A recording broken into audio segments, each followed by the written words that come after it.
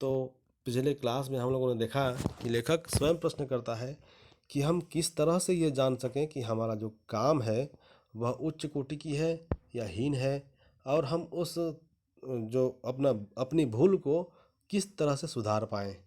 तो उसके लिए लेखक खुद उत्तर देते हुए कहता है कि इसका जो कसौटी है, ये जो उच्चता और हीनता की कसौटी है, वह है चुनाव। चुनाव का मतलब है इलेक्शन, जो हमारे देश में 5 साल में एक बार किया जाता है। आप लोग भी जानते हैं, जब आप लोग बड़े हो जाएंगे तब आप लोग भी इसी इलेक्शन में प्रतिभागी बनेंगे।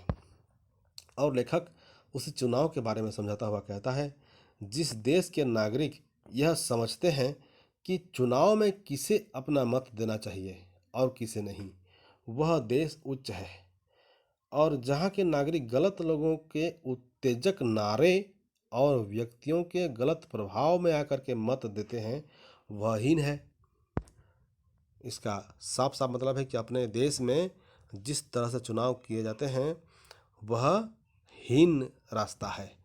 यहाँ पर हमने देखा है कि यहाँ पर लोग जिस व्यक्ति को वोट डालते हैं उस व्यक्ति का चरित्र नहीं देखते, न उस व्यक्ति का जो क्वालिफिकेशन है उसको भी नहीं देखते।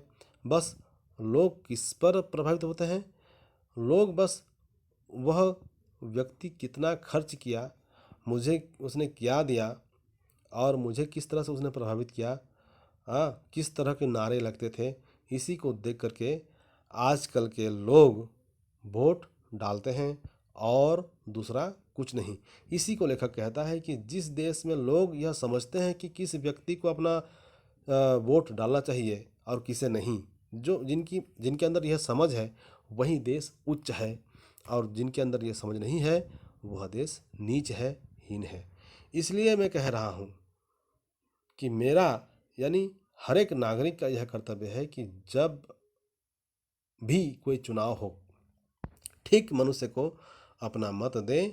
और मेरा अधिकार है कि मेरा मत लिए बिना कोई भी आदमी, वह संसार का सर्वश्रेष्ठ महापुरुष ही क्यों न हो, किसी अधिकार की कुर्सी पर न बैठ सके।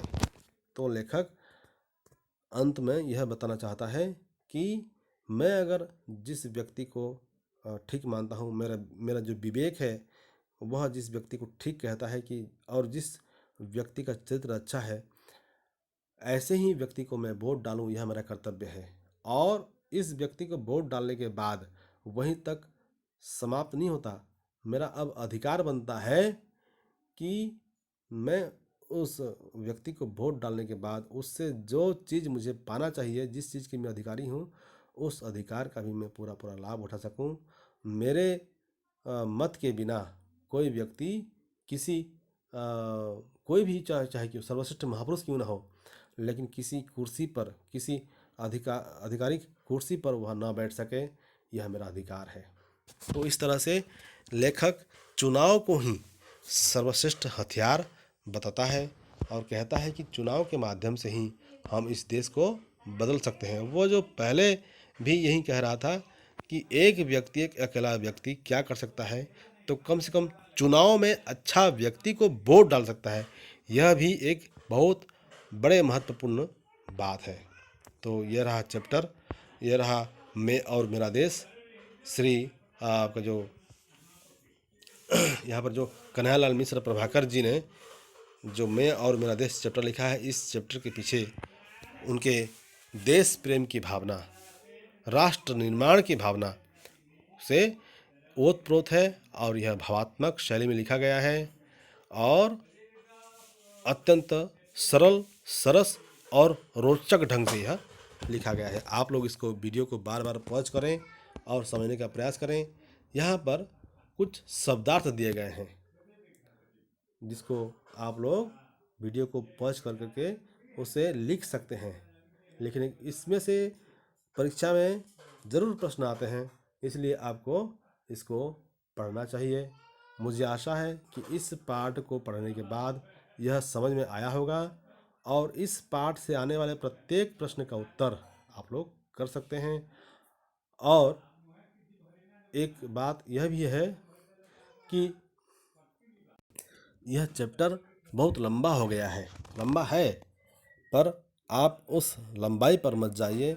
इस चैप्टर को बार बार आप लोग पॉज कर करके इसको समझने का प्रयास कीजिए, तभी आप लोग इस चैप्टर से आने वाले प्रश्न का उत्तर कर सकते हैं।